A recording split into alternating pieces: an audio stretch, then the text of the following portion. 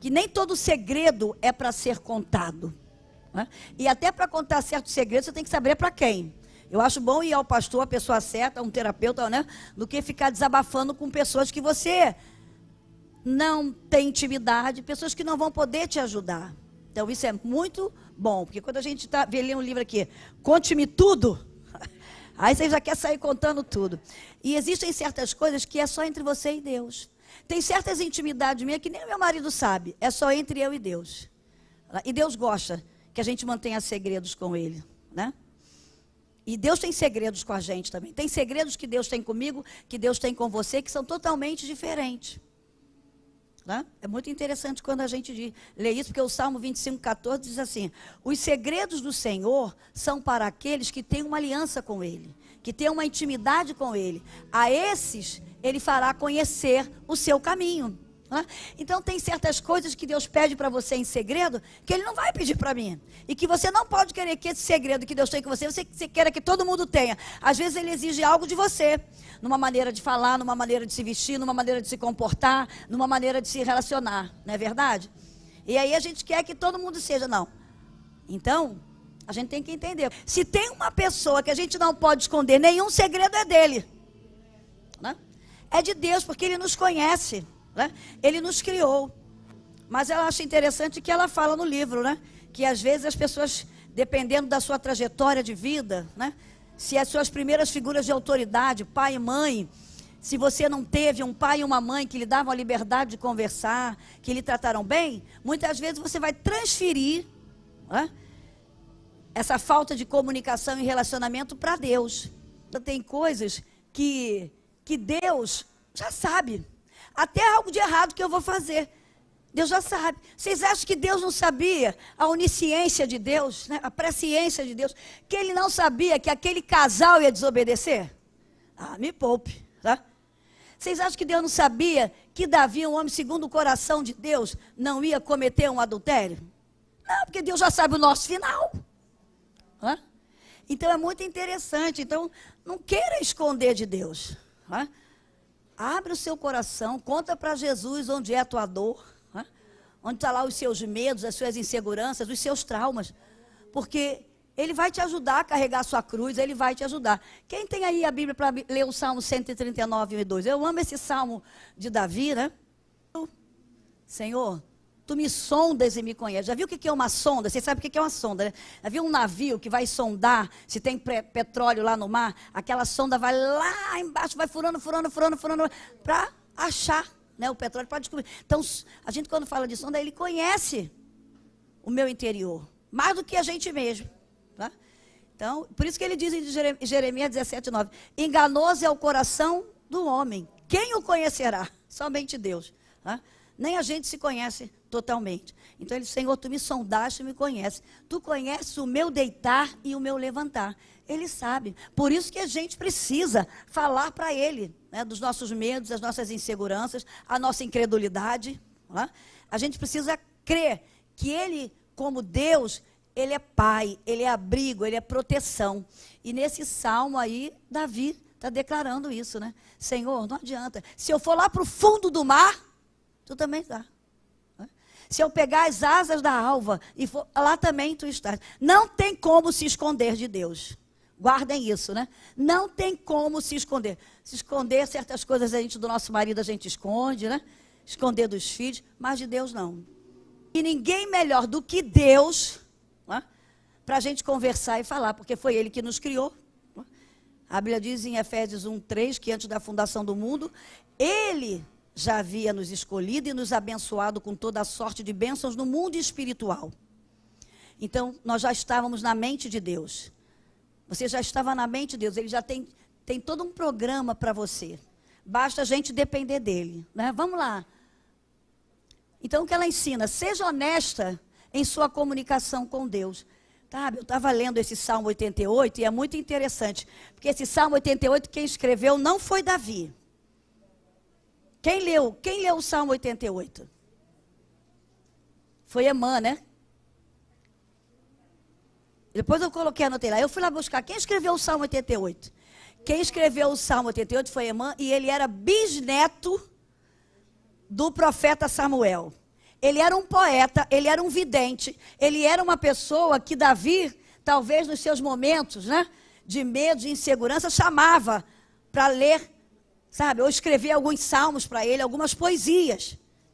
Então é muito interessante. Aí quando eu vi, nossa, bisneto do profeta Samuel. Davi não era bobo não, né? Que ele desfrutou da presença de Samuel, e aí depois ele... Olha que coisa, eu acho bonito assim, uma fé geracional. Ó, o bisneto do profeta Samuel.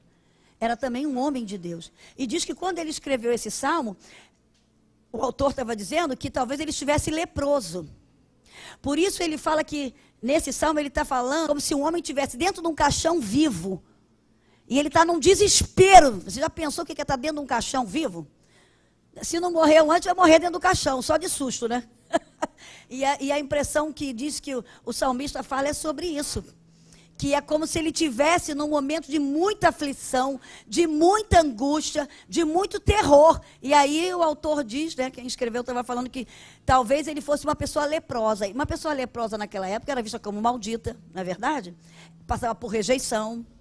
Então ele escreveu esse Salmo 88. E o que ele mostra no Salmo, que a gente depois vai olhar lá? Ele era sincero. Quem está aberto aí com o Salmo 88? Ele não tinha vergonha de falar e ele expressava todas as suas emoções. Passa aí para o outro, que eu vou explicar ali o que eu falei. Olha, o Salmo 88 é uma poesia de Emã, bisneto do profeta Samuel. É uma poesia de lamento. Era como se ele estivesse sendo enterrado vivo. O autor abre o seu coração. As angústias da vida são reais. Não dá para fugir delas. Não adianta você estar vivendo um momento sabe, conturbado na sua vida conjugal e querer mostrar que está tudo bem. Ninguém vive de aparência há muito tempo. É por isso que muitos casamentos desmoronam e você fala assim, ué, mas parecia que se amavam, se beijavam, mas estavam escondendo, vivendo de aparência. Às vezes a pessoa está doente, né, Fátima? A gente está falando aqui, e não quer aceitar a doença. Até para procurar um médico, até para se tratar. Ela tem um mecanismo de negação, como se assim, está tudo bem, eu não posso mostrar que eu estou doente, eu não posso mostrar que eu estou com problema no casamento, eu não posso mostrar que eu estou com problema financeiro. Quem não conhece meu marido, às vezes eu falo assim, Sila, tu é autêntico demais, tu fala até coisa demais. E às vezes eu falo assim, porque ele expõe, né, fala tudo. Não, porque estou passando uma crise financeira, porque eu estou doente. Quando eu tive doente, que eu tive surto, né? Muita gente falou, eu acho que o senhor não devia falar isso na igreja. Está expondo a sua esposa. Ele falou, mas a igreja não é família? A igreja não é o corpo de Cristo? E a oração da igreja não é importante? Por que eu vou esconder que a minha mulher está doente? Ué, e aí ela não aparece na igreja. Cadê a sua mulher? Não veio. E tem gente, sabe, que tem dificuldade de falar de certas coisas que até perde a bênção de Deus por não compartilhar certas coisas que são importantes. Está doente, né? Está vivendo uma crise no casamento, está vivendo uma crise financeira e quer manter uma aparência. E hoje, então, com as redes sociais, como tem gente vivendo de aparência, né? Não acredita em tudo que você vê ali no Instagram, não, hein?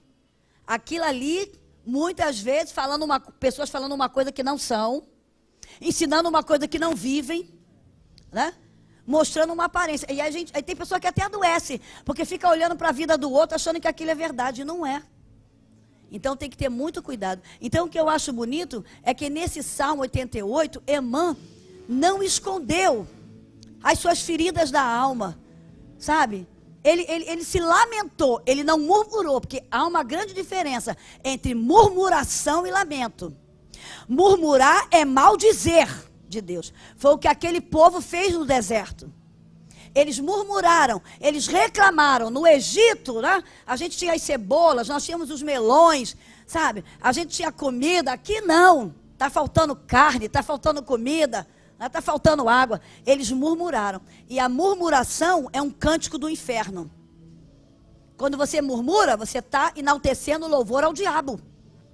Porque a função dele é essa.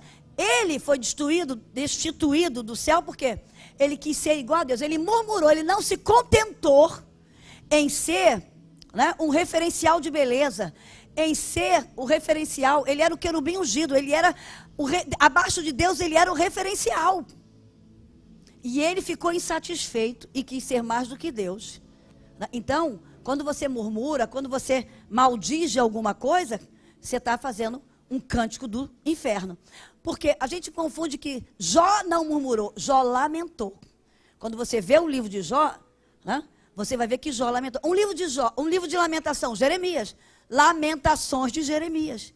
Ele faz alguns questionamentos, né? Ele abre o seu coração falando algumas coisas por Deus. Aí ele lembra, ele fala lá em Jeremias 3:23, eu quero trazer à memória, o quê? Aquilo que me dá esperança. E aí ele lembra, as misericórdias do Senhor são a causa de não sermos consumidos. Elas se renovam a cada manhã. Ele se lamentou, mas depois ele lembrou. Olha, eu estou aqui por causa das misericórdias do Senhor, que se renovam a cada dia na minha vida. E quando você deixa, sabe, vir a sua memória, né, as misericórdias do Senhor, você não murmura. Porque você lembra, Deus está no controle da minha vida, né? Tudo que Deus permite, eu sei que no final vai redundar em bênção. Então é muito interessante quando a gente entende isso, porque ali ele está fazendo uma lamentação no Salmo 88. Aí eu queria que se abrisse aí o Salmo 88, para a gente dar uma olhadinha, né? Porque às vezes a gente tem vergonha de expressar as nossas dores para Deus, né? De falar. E é muito interessante porque dependendo do temperamento da pessoa, tem pessoas que falam com facilidade, que se expressam com facilidade. Mas tem outras que não, elas se expressam escrevendo. Olha a importância da escrita. Nós estamos aqui porque Davi gostava de escrever, né? As pessoas que, alguns salmistas, né, gostavam de escrever, falavam das dores do povo, das suas dores, das suas lamentações. E aí Emã está fazendo uma poesia, né? E com certeza, diz aqui o autor, que ele estava falando da vida dele. E aí eu li o autor falando que esse Salmo 88 é um dos trechos mais sombrios da Bíblia, né? Muito interessante. Aí diz assim, olha, ao regente do coral, porque isso tudo era cantado, tá, gente? Que é bonito, né? Os salmos eram cantados. Por que eram cantados? Sabe por quê? Porque naquela época a melhor maneira de se gravar era cantando. Então, eles cantavam as histórias para as pessoas gravarem. Tá? Então, quando você lê os salmos eram todos cantados, porque nem todos tinham acesso. Tá? Aí eles cantavam para as pessoas guardarem as histórias. Então, você pode ver que os salmos todos eram canções, eram louvores. E aqui ele está dizendo assim, olha, antes do salmo na Bíblia está dizendo assim, o povo tocará flautas e cantará. A fonte de minha vida brota de Jerusalém. Aí ele começa dizendo assim, ao regente do coral, salmo dos descendentes de Corá, para ser cantado com a melodia. Sabe qual era o tema da melodia? O sofrimento da aflição. A gente pensa que é só a gente que sofre. Não, o sofrimento já faz parte, é inerente do ser humano. Depois da queda, né, todos nós ficamos sujeitos a sofrer, a morrer, né, a ter doença, a envelhecer. A gente está conversando aqui, né, algumas pessoas que estão passando por um processo com os pais, numa idade de idosas, bem idosos, né, que aí fica com esclerose, né, fica com problemas de Parkinson, fica com sérias debilidades, não sai mais da cama. É o sofrimento inerente a todos nós. Somos seres humanos. Ninguém está imune. A Fátima está falando, né, Fátima? Da irmã. Depois vamos orar por ela, da irmã dela que teve um AVC, que está na cama, nova, com 60 anos. Né? Então, aí já dou logo uma dica aqui. Você, irmã, tem que fazer a prevenção. Nosso corpo é uma ferramenta que Deus tem para usar nessa terra. Ele quer te usar saudável. Vá ao médico, faça a sua prevenção. Né? Então, hoje a gente tem visto. Né? O marido ali da outra também teve um... É o seu marido, né, que você falou que teve um AVC, né? Não, o que ele teve? Um pré-infarto. Com quantos anos? 42 anos. Já pensou? Hã? Hoje a gente sabe o estresse, a alimentação, tudo está contribuindo para isso, não é verdade? Então a gente tem que se cuidar. Né? Porque a aflição faz parte. Depois da queda, a aflição passou a fazer parte de todo ser humano. Então o que ele está dizendo aqui, né? E o salmo é de Emã, o israelita. E Emã foi bisneto de Samuel. Né? Que coisa linda. Aí diz assim... Ó Senhor, Deus de minha salvação, clamo a Ti de dia, venho a Ti de noite. Agora, ouve minha oração, escuta meu clamor, pois minha vida está cheia de quê? De problemas. O que diz a versão de vocês? Hã? Ó, uma versão, minha vida está cheia de desgraça, está sem graça. A outra, minha vida, olha que bacana, né? Está cheia de angústia, aflições. E qual foi a outra palavra? Então, olha 3 palavras. Angústia, desgraça, aflição, tribulação, né?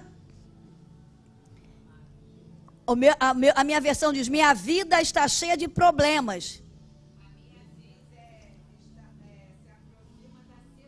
Olha, aquele ali já está no... Mas tudo é sinônimo, né? De sofrimento, de tribulação. Ele estava num estágio de terror, né? Difícil. E aí continua. E a morte se aproxima. Ele estava sentindo o peso da morte. Né? Estava vendo que a morte ia chegar. E aí ele continua no versículo 4, falando assim... Fui considerado morto, alguém que já não tem forças. Deixaram-me entre os mortos, estendido como um cadáver no túmulo. Caí no esquecimento e estou separado do teu cuidado. Quer dizer, ele estava, Senhor, tu esqueceu de mim, Deus? Quem já nunca pensou isso? Fala sério. Eu já pensei. Deus, o que aconteceu? O Senhor se esqueceu de mim? Deus, o que está acontecendo? Essa prova eu não estou suportando. Senhor, onde eu errei? Aí começa a querer procurar pecado, né? Começa a querer procurar o que eu fiz, onde eu falhei. Não. É Deus que estava permitindo. Você tem que entender que Deus é teu pai. Que Ele está cuidando de você. E muitas vezes, como pai, Ele vai permitir, sim, adversidade, tribulação, sofrimento, angústias, problemas. Mas Ele sabe que você vai suportar e você vai vencer. Ou se não vencer, porque a gente pensa também, né? Lá no final a gente vai ver. Quando a gente vê o livro de Hebreus capítulo 11, tá? E hoje mesmo a gente... Vocês acham que não tem cristãos que morreram ali na Ucrânia? Vocês acham que não tem cristãos ali na Ucrânia que perderam filhos? Que perderam bebês? Cristãos que estão vivos e estão sofrendo com a perda dos seus entes queridos? Não precisa nem ir para a Ucrânia nessa pandemia. Quantos entes queridos nós perdemos na pandemia? Que a gente não entende, nem tudo nessa vida a gente vai ter explicação. Não. Mas você tem que crer o que está em Romanos 8, 28. Que todas as coisas cooperam para o bem daqueles que amam a Deus e são chamados pelo seu decreto. Não abra mão dos princípios da palavra de Deus. E Jesus não enganou ninguém. Ali no Evangelho de João, no capítulo 16, quando ele está despedindo dos discípulos, ele deixa no final do capítulo, no versículo 33. Para que em mim tenhais o quê? No mundo tereis aflições. Mas tem de bom? O segredo está aqui. Tem de bom ânimo, porque eu venci. Não deixe o desânimo tomar conta de você. Não deixe o desespero tomar conta de você. Acredite que Deus está no controle dessa enfermidade que o médico disse que é incurável. A minha mãe viveu com uma enfermidade que o médico disse é incurável. A senhora só vai viver 4 meses. Ela viveu 16 anos. Tratando daquela enfermidade. E sempre agradecendo a Deus. E sempre dizendo, em tudo dá graça. Então são coisas que a gente não entende. Eu me lembro quando o pastor Samuel Xande pregou num fogo para o Brasil, e ele disse assim, a liderança, né, traz dor, traz sofrimento, você sangra. E ele disse, o meu pai foi um grande pastor. O meu pai dirigia cultos assim, 3 cultos por dia, assim, e várias pessoas eram curadas quando meu pai pregava, quando meu pai orava. E a minha mãe estava 15 anos deitada numa cama, num quartinho lá com câncer. Não dá um questionamento para a gente assim? Peraí, o cara orava, tanta gente era curada, mas a mulher dele estava lá. Não queira entender os desígnios de Deus. Tem coisas que a gente não vai entender, que nossa mente é muito limitada. Procure aceitar. Procure aceitar. E quando a Bíblia diz, em algumas coisas você tem que dar graças. Como? Em tudo dai graças, porque esta é a vontade de Deus em Cristo Jesus para convosco. Então, eu sei que tem certas situações que a gente só quer reclamar, que a gente quer murmurar, que a gente quer desistir, né? Que a gente até duvida que Deus está ouvindo as nossas orações, que Deus não está vendo, mas Ele está vendo tudo. Era o caso aqui desse salmista. Era como se ele estivesse vendo que ele estivesse dentro de um túmulo vivo, sufocado. E aí ele continua falando: caí no esquecimento e estou separado do teu cuidado. Tu me lançaste na cova mais funda, nas profundezas mais escuras. Tua ira pesa sobre mim uma após a outra, tuas ondas me encobrem. Aí tem, a minha versão tem um interlúdio, né? Esse interlúdio é um momento que lá está tocando, fazendo alguma coisa, né, para amenizar, e aí depois ele entra de novo. Afastaste de mim os meus amigos e para eles me tornaste repulsivo. Por isso que alguns autores acham que ele devia ter lepra, e naquela época quem tinha lepra vivia como um pária social, longe de amigo, longe de família, longe de todo mundo. Estou preso numa armadilha e não há como escapar. As lágrimas de aflição me cegaram os olhos. Todos os dias clamo por ti, Senhor, e a ti levanto as mãos. Será que tuas maravilhas têm algum uso para os mortos? Acaso os mortos se levantam e te louvam? Ele já estava se vendo como morto. Olha que coisa interessante, né? Deus não estava vendo ele como morto, mas acho que a aflição dele era tão grande, né, que ele já estava se vendo assim como morto. Eu não presto mais para nada, não tenho mais jeito. Né?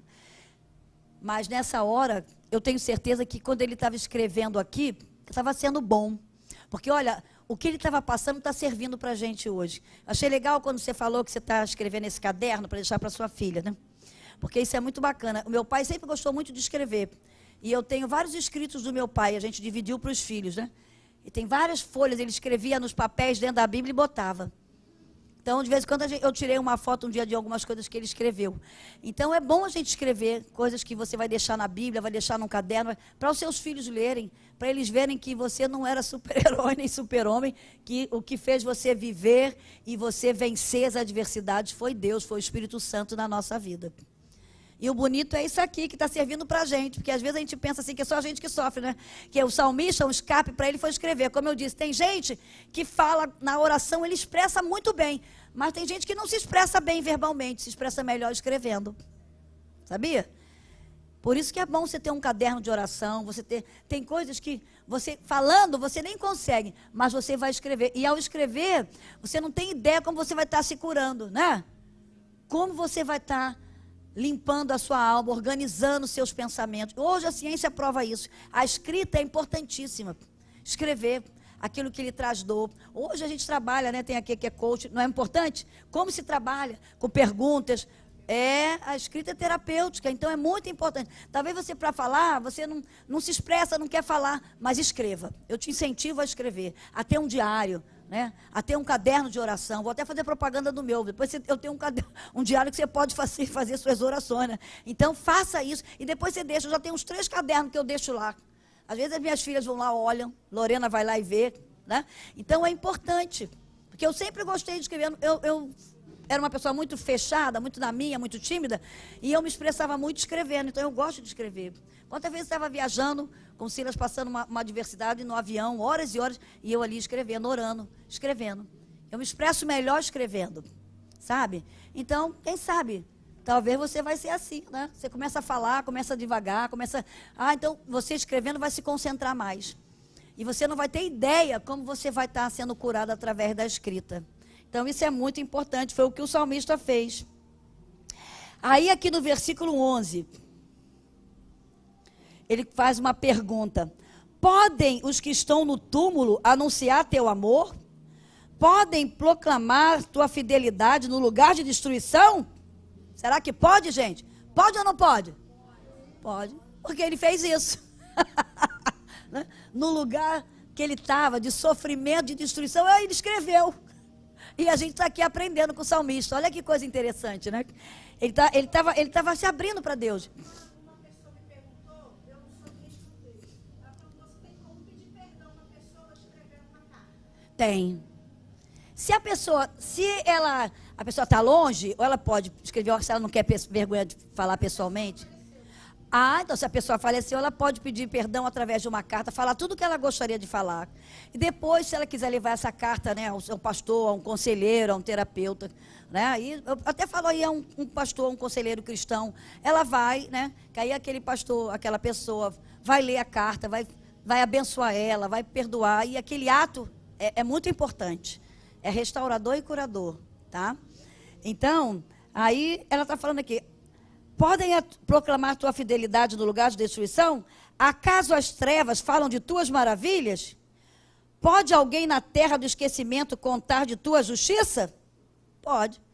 Porque você vê no Salmo 139, o salmista diz que a luz e as trevas são a mesma coisa para Deus. Olha que coisa interessante. Ele está se lembrando lá. O salmista diz, a luz e as trevas para Deus são a mesma coisa. Ele está em todos os lugares, ele é onisciente, onipresente, onipotente. Né? Então, é muito interessante. Aí ele continua dizendo, a ti, Senhor, eu clamo dia após dia, continuarei a suplicar. Não desistiu, está vendo? Ó Senhor, por que me rejeitas? Por que escondes de mim o teu rosto? Desde a juventude estive doente, à beira da morte. Teus terrores me deixaram indefeso e desesperado. Sim, tua ira intensa me esmagou. Teus terrores acabaram comigo. O dia todo agitam-se ao meu redor como uma inundação e me encobrem por completo. Tiraste de mim meus companheiros e pessoas queridas. A escuridão é a minha amiga mais chegada. Por isso que o autor diz que era como se ele estivesse dentro de um túmulo vivo, né? Porque não tinha ninguém, ele estava sozinho. Mas ele não estava sozinho, ele tinha Deus com ele. Ele não tinha a presença de pessoas, mas ele tinha a presença de Deus. E ele está falando com quem aqui? Com Deus. Quando você pensar que não tem mais jeito para você, que todo mundo te abandonou, né, que tem momentos, ninguém liga para mim, ninguém pergunta por mim, ninguém mais pensa em mim, todo mundo me... Deus não te deixou, não. Fale com Deus. Ele está aí, ele é teu pai. Ele cuida de você, de cada detalhe da sua vida. Né? Então, é o que eu entendi aqui dessa poesia dele, que ele está falando. Era como se ele tivesse sendo enterrado vivo, e ele, ao abrir seu coração e as angústias da vida, ele falou a realidade, ele não quis fingir para Deus, não adianta, né? Abra seu coração, rasgue o seu coração para Deus. Fale mesmo. Se você não consegue falar, escreva. Né? E depois você pare para ouvir Deus, porque Deus vai falar com você. Porque também a gente só fala e nem para ouvir, né? E muitas vezes Deus fala por um sinal de algo que Ele te dá, por um texto da palavra que Ele lembra você para você ler, né? Por alguém que Deus vai usar para falar com você, que Deus usa. Olha, o Espírito Santo me falou aquele dia que você estava lá no seu quarto, aquele dia que você falou sobre isso, que o Espírito Santo, ele usa pessoas porque ele é consolador, ele vai te consolar. Então, essa experiência do salmista é muito importante, porque o que ele viveu e escreveu, a gente está vendo aqui. Poxa, não é só a gente. Lá, né, há mais de 2000 anos atrás, alguém já estava sofrendo, passando por um momento, pensando que Deus tinha se esquecido dele. E Deus não se esqueceu. Passa aí para o próximo. Então, quando você lê, eu queria que agora alguém lesse Hebreus 11, 36 a 39. Porque quando a gente está muito dodói, cheio de mimimi, pensando, só acontece coisa ruim comigo, só eu não tive um pai presente, uma mãe presente, só eu fui rejeitada, só eu fui abandonada, só eu fui abusada, só eu fui estuprada, só eu passei por ofensas, só eu passei por... Quando você lê os heróis da fé, né? O que acho lindo é que Deus não esconde a humanidade desses heróis da fé. Deus não esconde a vulnerabilidade dele, os medos que eles passaram. Deus não esconde as situações difíceis pelas quais eles passaram. Isso que é lindo da Bíblia, né? Deus não esconde os erros de Davi. Deus não escondeu a falibilidade de Raabe, né? Aquela mulher que era uma prostituta. Não, Deus não escondeu a dificuldade da mulher samaritana, que já estava num 6º relacionamento ilícito, mostrando que depois da queda não tem ninguém perfeito. Todos nós dependemos da graça e da misericórdia de Deus diariamente. É por isso que o profeta Jeremias fala que as misericórdias do Senhor são a causa de não sermos consumidos. Elas se renovam a cada manhã. A cada manhã Deus tem uma bondade, uma graça, uma misericórdia para atuar na minha vida e na tua vida. Porque Ele sabe que nós vamos falhar. Ele sabe que há momentos que a gente vai ter medo das situações que a gente vai viver. Vão haver momentos que a gente vai pensar que Deus realmente não está vendo a gente, não olhou, não está ouvindo a nossa oração. Mas eu quero te dizer, Ele está ouvindo. Ele está atento a cada detalhe da sua vida. Né? Quando a Bíblia diz em Jeremias 33, 3, o que fala lá? Clama a mim e responder-te-ei e anunciar-te-ei coisas grandes e firmes que você nem sabe. Você está no momento de crise? Clame ao Senhor, fale com Ele. Clamar é implorar, é pedir. Fala com Ele e você vai ver. Ele vai te anunciar coisas até mais do que você pensou que nunca ia saber.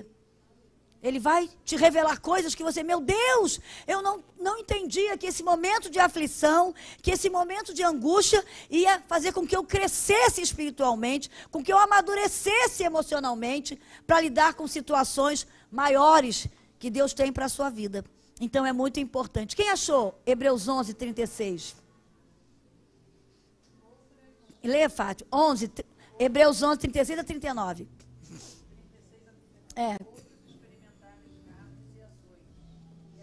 Lê aqui no microfone, Fátima. Dá um microfone, porque é bom, é um texto.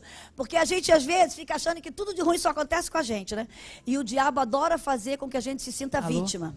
O diabo adora que a gente fica se sentindo, sabe, como vítima, que, para mim é por causa de um pecado, é por causa dos pecados dos meus pais. Não! Adversidades, momentos ruins acontecem com todo mundo. A Bíblia diz que o sol nasceu para justos e injustos. Então é importante a gente entender isso, dos heróis da fé. Lê, Fátima. Outros experimentaram escárnios e açoites, e até algemas e prisões. Foram apedrejados, foram tentados, foram cerrados pelo meio, foram mortos ao fio da espada, andaram vestidos de peles de ovelhas e de cabras, necessitados, aflitos e maltratados, os quais o mundo não era digno, errantes pelos desertos e montes, e pelas covas e cavernas de terra. E todos estes, embora tenham recebido bom testemunho pela fé, contudo, não alcançaram a promessa. Viu? Não alcançaram. Eles anunciaram a promessa. O Messias vem. Há uma promessa e eles pagaram o preço. Gente, hoje a gente não passa nada. Ainda mais aqui no Brasil, né? Que perseguição? A perseguição aqui é porque tem nas escolas ideologia de gênero. Isso não é nada. Quantos? Vai ver a igreja perseguida. Aqui teve um pastor da China, não sei se alguém lembra, que ele falou, né? Vai ver quantos chineses morreram para que o cristianismo entrasse na China. Vai ver na Rússia quantos morreram. A gente tem um amigo, né, Suzana? O pastor Almi e a Angélica, que na época da Rússia comunista, né, que eles iam para lá, levavam um caminhão cheio de Bíblias, e a gente orando por eles para que eles pudessem entrar, que se eles fossem pegos, eles morriam. Né? 20 anos ficaram lá na Rússia pregando o evangelho. A Angélica tirou várias mulheres do manicômio que saíam do Brasil para ser prostitutas. Isso foi na época que ela estava na Suíça. E aí ela foi perseguida por um médico satanista. E lá ela surtou. E ela teve que voltar para o Brasil, teve que se tratar. Né? E hoje ela mora lá em Fort Myers, nos Estados Unidos, numa colônia de alemães, porque ela domina o alemão e o inglês, e ela trabalha lá evangelizando. E eu lembro que na época, quando eles estiveram num chá que nós fizemos aqui, há muitos anos, uns 10 anos atrás, né, que o Almi contou que ele trabalhava, ele e ela evangelizando como é um lugar que fica idosos, né? Uma casa de idosos que tem nos Estados Unidos. É um asilo. E lá era um asilo de poloneses, de pessoas que eram europeus, que moravam nos Estados Unidos de 90, 91. E ele falou, Elisete, você não tem ideia, nós estamos aqui evangelizando. Muitos eram ateus. E a gente está dando passaporte para eles entrarem no céu. E eu lembro que ela contou uma experiência muito bacana de um senhor que estava com 92 anos, estava muito doente, e o Almi começou a evangelizar, a falar de Jesus. E um dia, a Angélica foi lá naquele quarto falar com aquele senhor, e ele viu a Angélica e quis agarrar a Angélica, quase matou a Angélica. Né? Ele teve tipo um surto, aquele homem, e ela falou, Elisete, que luta. Mas o Almi evangelizando aquele homem aceitou a Jesus. E eles lá têm muito isso, né? As pessoas lá nos Estados Unidos, eles não querem dar trabalho para os filhos. Então, quando eles sentem que quando estão perto de morrer, eles fecham o quarto e não deixam ninguém entrar. Preferem morrer sozinhos. E um dia o Almi disse que vendo o quarto fechado lá, como se assim, ninguém entre, ele entrou e era esse senhor. Ele falou, não, você não vai morrer. Que ele estava evangelizando, e estava querendo que ele aceitasse Jesus. E aí ele disse que começou a conversar, e ele falou, não, mas eu vou morrer que eu estou doente, para mim não tem mais jeito. Não, mas Jesus vai te curar, você crê? E eu sei que aquele homem foi curado, aceitou a Jesus. E através daquele homem, a família foi ao asilo, e toda a família se converteu. Olha que coisa linda, né? Então ele contando isso aqui pra gente, ele falou, olha, eu não tô lá não, mas eu tô lá em Forte Maia, que é uma colônia só de alemães. E ele evangelizando aqueles homens que a maioria era ateu. Ó, olha que coisa. E ele falou, Elisete, lá na Rússia nós passamos, ele adoeceu muito, ele vinha aqui ao Brasil, fez várias cirurgias, o Almir. Problemas de estômago. Por quê? Porque o russo, o frio é muito grande, tudo deles, ele ficava, como era num lugar pobre, eram tudo na janela, aquelas gorduras ficavam congeladas nas janelas. Então, toda a casa que ele ia, ele tinha que comer pão com aquelas gorduras. Se ele não comesse, era uma desfeita. E de tanto ele comer aquilo, ele teve um problema seríssimo de estômago, que ele teve que fazer uma cirurgia. A Angélica teve 3 surtos psicóticos, teve que voltar para o Brasil, se tratar. Né? Então, às vezes, a gente pensa assim, a gente está passando tanta dificuldade, nada, já viu. Vai ver a história de missionários. Né? Vai ver. De homens e mulheres que estão dando a sua vida pelo Evangelho, não estão nem aí para a morte. O morrer é ganho, gente. Né? Quer falar? Pois não. Tem um microfone, dá para ela ali.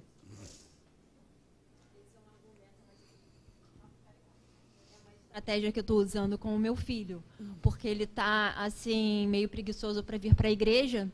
E eu li recentemente o livro Contrabandista de Cristo, que é sensacional. Todo adolescente deveria ler esse livro, que é Exatamente. antiguíssimo. Eu vou ler de novo. Isso porque aí. ele contrabandeava Bíblias dentro de Sim. um fusquinha para os países comunistas. E eu falo isso para ele. Olha só, eles estão passando Pastor lá André. fora uma situação muito complicada, né? Que não tem acesso à Bíblia nem nada. Você tem uma igreja do lado da sua casa com Bíblia preta, colorida, de tudo quanto é tipo, né? Podendo ir para a igreja, uma igreja que investe nos adolescentes. E você está aí nessa preguiça. Então, eu sinto que eu estou tocando ele O Contrabandista devagarzinho. de Deus. É um livro que vocês deveriam dar para os filhos adolescentes. É um livro muito antigo, né? Do pastor André.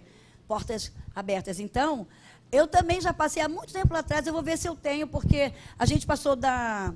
Lembra aquelas meninas que morriam porque estavam lendo a Bíblia? Não sei, aqui a pessoa é tudo, a maioria novo, mas eu vou tentar trazer para vocês verem que a gente, às vezes, não dá valor para as Bíblias que a gente tem. Né? E tem certos lugares que não pode ter Bíblia, que eles colocavam certos textos da Bíblia dentro de garrafa, colocavam no mar para chegar em alguns lugares, e a pessoa lá lia, depois ela tinha que comer aquele papel, porque se descobrissem, morria. Né? Então, a gente tem tantas Bíblias em tantas versões e muita gente nem lê. Né? Então, tem também o Richard Humbert, que foi também um grande missionário, que ele ficou preso, e ele veio ao Brasil, ele andava descalço, porque ele não conseguia colocar sapato. Você lembra desse? Que ele foi ferido nos pés e ele ficou muito na prisão, no meio de barata, no meio. Então você lê o livro e fala, meu Deus, a gente não passa nada. E a gente está reclamando. Não é? Então eu estava falando aqui no início. Você já pensou quantos cristãos estão lá na Ucrânia e estão sofrendo? Não é? Você vai na África, você vai em lugares que a gente não tem noção. É um sofrimento, sabe? E as pessoas não negam o Evangelho. Né? Estão lá morrendo. Você vê o que foi falado aqui, né? Os heróis da fé. Muitos morreram decapitados, outros morreram de cabeça para baixo na cruz, que não quiseram nem morrer como Jesus. Né? Pagaram o preço. Então, na vida, tudo tem um preço.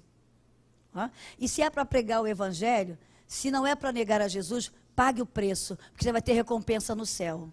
Né? A recompensa deles não foi, eles não viram o Messias, mas eles sabiam.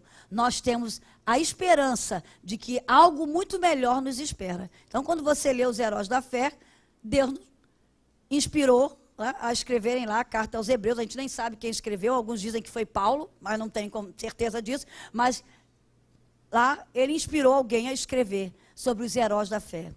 Tudo na vida tem um preço. Tudo. Claro que o maior preço já foi pago lá na cruz do Calvário, né?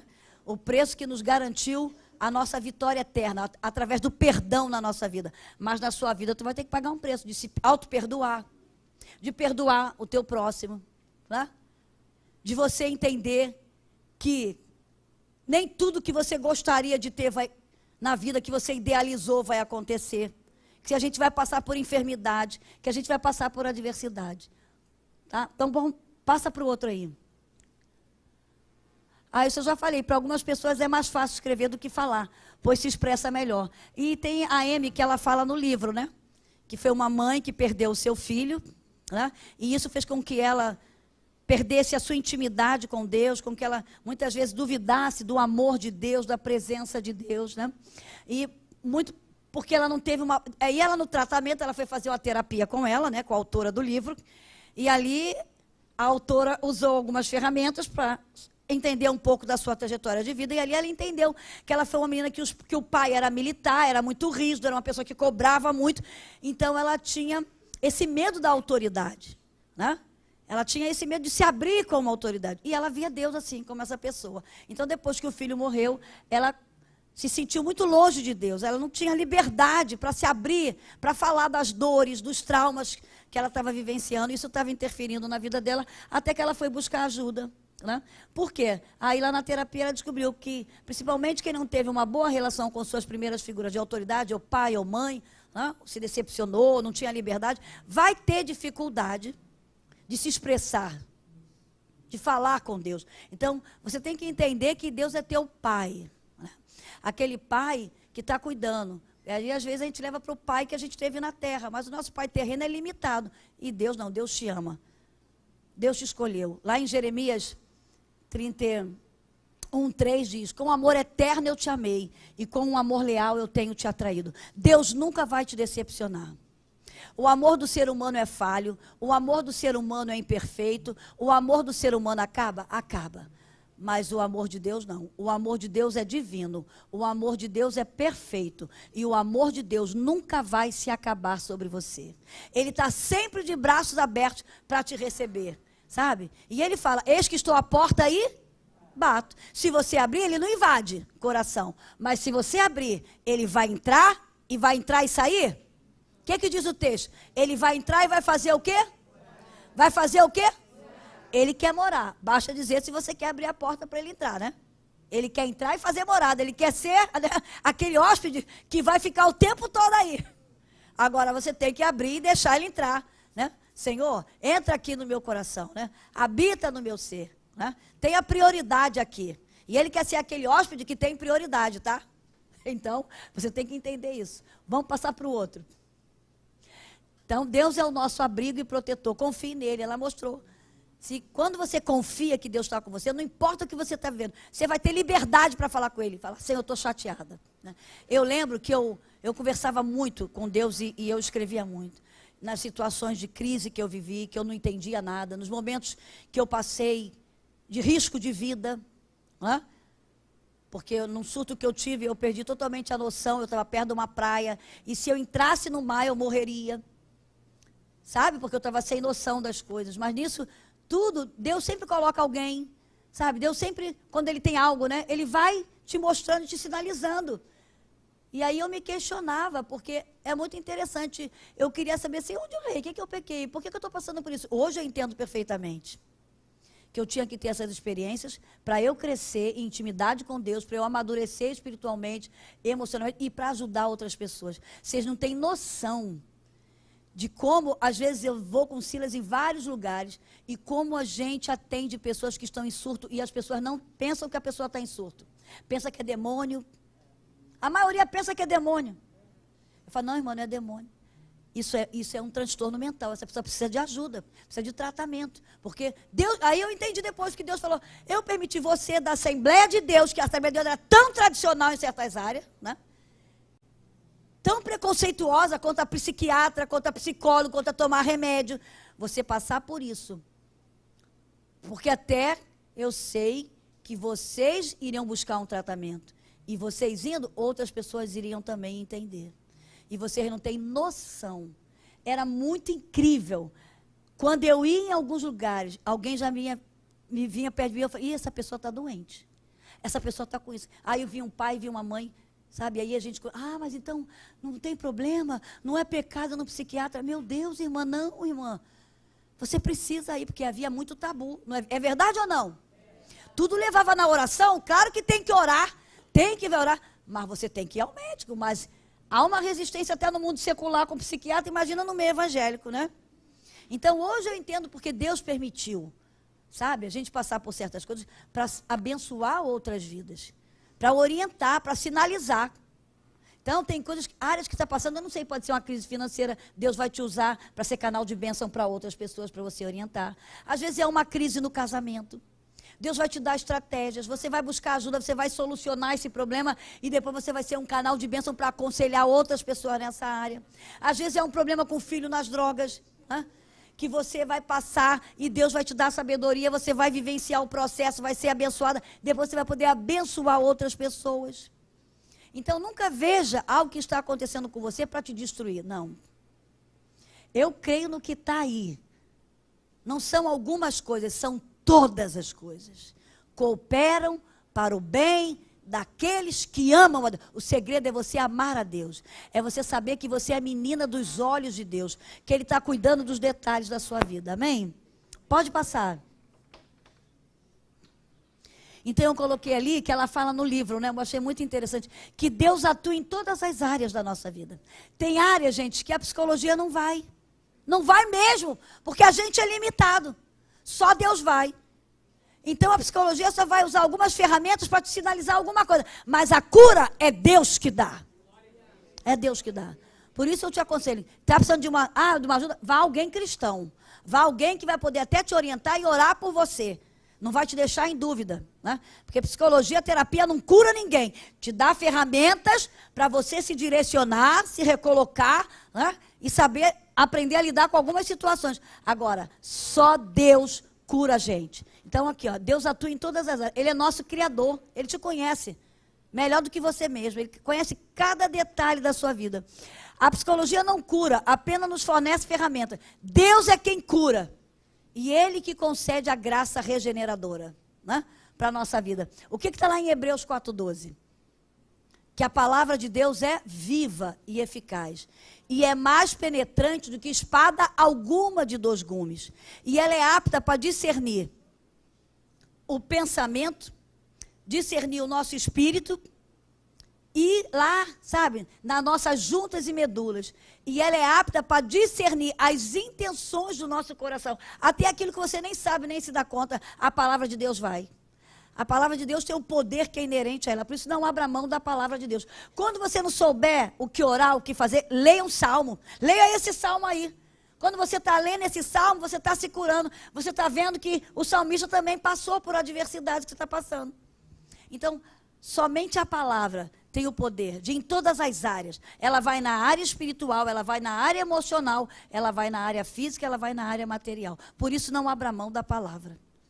A palavra, sabe, ela é o antídoto contra o pecado na nossa vida. O salmista diz no Salmo 119:11: escondi a tua palavra no meu coração para eu não pecar contra ti.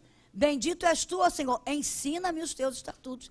A palavra tem o poder de limpar a nossa vida. João 15:3 diz: vós já estáis limpos pela palavra. Então a palavra tem o poder de tirar todas as toxinas da nossa alma, né? A palavra tem o poder de fazer uma faxina na nossa alma.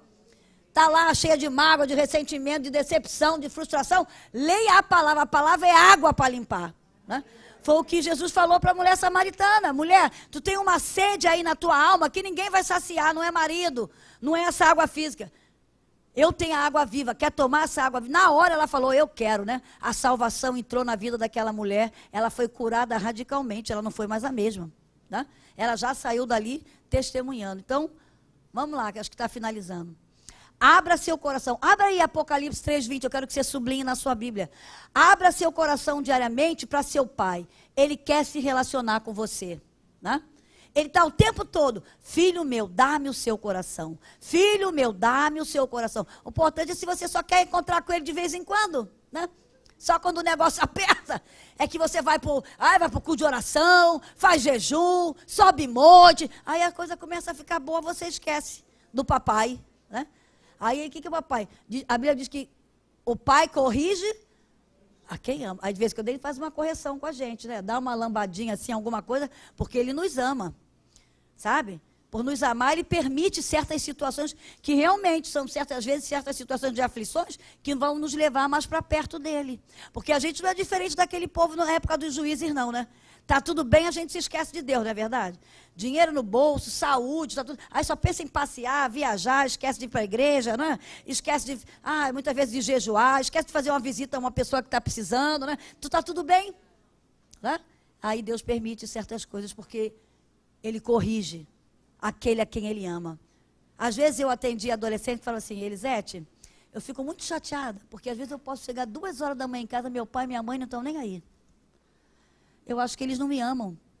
Porque eles não me corrigem. Eu posso chegar a hora que eu quiser em casa, que meu pai e minha mãe não estão nem aí para mim. É muito triste isso, né? Se ouvir da boca de um adolescente. Eu posso chegar, nem liga para saber como eu estou. Isso é muito triste, né? Quer dizer, o pai que ama, ele liga, onde você está? O que você está fazendo? Vem embora, eu vou te dar uma surra. Né? Tem filho, eu ficava doida para ganhar. Outro dia tinha um rapaz lá perto da gente, que eu, de vez em quando ele almoça lá com a gente. Aí ele estava sentado assim, pertinho da gente, almoçando. Aí eu falei, meu filho, senta aqui. Ele falou, deixa eu ficar perto do Sila. Quando o Sila está dando bronca aqui, gritando, eu gosto, porque eu não tenho isso em casa. Ele não tem pai, né? Ele não tem pai, não tem ninguém. E eu gosto quando ele me dá bronca, que eu sei que, sabe, eu estou aprendendo com ele. Eu não tenho uma referência em casa. Olha, né? Então, Deus já está tratando com você, está dando umas palmadinhas, não reclama não, isso aqui Ele te ama muito. Às vezes a gente pensa que não, Deus quer, não, o amor dele é tão grande que Ele quer te treinar para coisas tão grandes que você nem entende, né? Né, minha amiga? Tem coisas que a gente não entende, mas você tem um melhor marido que diz que Ele é pai dos órfãos e marido das viúvas, né? É nesse momento que mais do que nunca Ele está cuidando de cada detalhe da tua vida, Sônia, né? E eu tenho certeza que você tem falado sobre isso, né? Experiências que talvez você nunca teve com o marido junto e agora você está tendo. Né? Porque Ele cuida, irmã. Não duvide do cuidado de Deus. Não deixe nada, ninguém, circunstância nenhuma, interferir na sua fé em Deus. Que Ele está cuidando de cada detalhe da sua vida. Quem achou Apocalipse 3:20? Uma voz bem alta aí. Lê aí, minha amiga. Eis que estou à porta e bato. Se alguém ouvir a minha voz E abrir a porta, eu...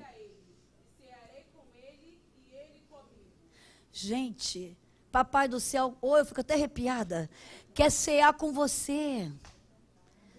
Eis que estou à porta e bato. Se você abrir, Ele não invade não, Ele é educado. Se você abrir, eu vou entrar e eu vou cear com você. Sabe? O Espírito Santo, você sente a presença de Deus na sua vida, sabe? Ele está diariamente com você, não deixa nada, ninguém colocar essa dúvida, que Ele está com você. E Ele quer cear, Ele quer que você sinta a presença dEle, o pão e o vinho aí presente na sua vida. Você senta à mesa com Ele, né? Isso é muito maravilhoso. Não abra mão da presença de Deus na sua vida. É a presença de Deus que faz a gente ser vitoriosa. É a presença de Deus que faz a gente continuar lutando, que faz a gente vencer o pecado, vencer o mundo, vencer o nosso eu, vencer o nosso orgulho.